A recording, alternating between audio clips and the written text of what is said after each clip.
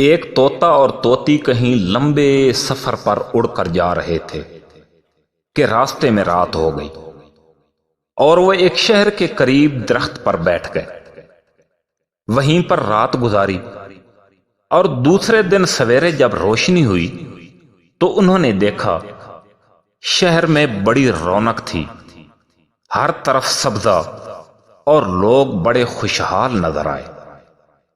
انہوں نے شہر کی تعریف کی اور اپنے سفر پر چلے گئے۔ کچھ عرصے کے بعد ان کا گزر پھر اسی شہر کے اوپر سے ہوا تو شہر کو اجڑا ہوا دیکھا، لوگ بڑے بے حال اور کہیں کوئی رونق اور چہل پہل نظر نہ آئی۔ شہر کی بے حالی دیکھ کر طوطا اور طوطی بڑے پریشان ہوئے اور ایک درخت کے اوپر جا کر بیٹھ گئے۔ جس درخت پر وہ بیٹھے اسی درخت پر ایک الو بھی بیٹھا تھا۔ الو کو دیکھ کر طوطا طوطی سے کہنے لگا، کہتے ہیں کہ جس علاقے میں الو ہو وہ علاقہ ویران ہو جاتا ہے، تو میرے خیال میں یہ شہر اس الو کی وجہ سے برباد ہو گیا ہے۔ الو بھی یہ ساری بات سن رہا تھا، وہ طوطوں کے قریب ہو کر بیٹھ گیا۔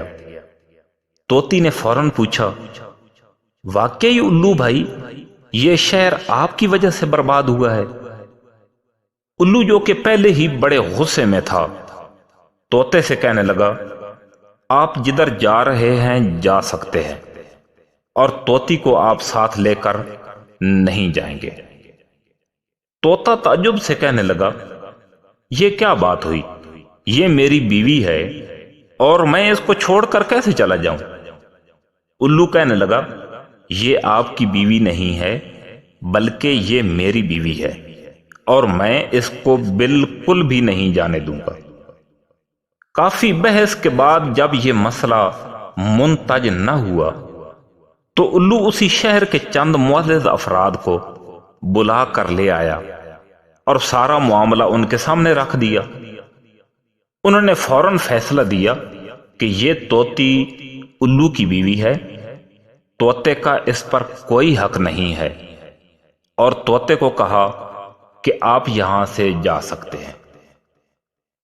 طوطے نے الوداعی نظروں سے طوطی کی طرف دیکھا اور اڑنے ہی لگا تھا کہ الو نے اسے روک لیا اور کہنے لگا، پریشان نہ ہو، یہ آپ کی بیوی ہے اور آپ کے ساتھ ہی جائے گی۔ میں نے یہ لوگ اس لیے بلائے تھے تاکہ آپ ان کا انصاف دیکھ سکیں، اور یہ بات ہمیشہ یاد رکھنا کہ شہر الو کی وجہ سے برباد نہیں ہوتے بلکہ ان جیسے الو کے پٹھوں کی وجہ سے برباد ہو جاتے ہیں۔ ناظرین، آپ کو یہ موٹیویشنل سٹوری کیسی لگی؟ اپنی قیمتی رائے کا اظہار کمنٹ میں ضرور کیجیے گا۔ اللہ حافظ۔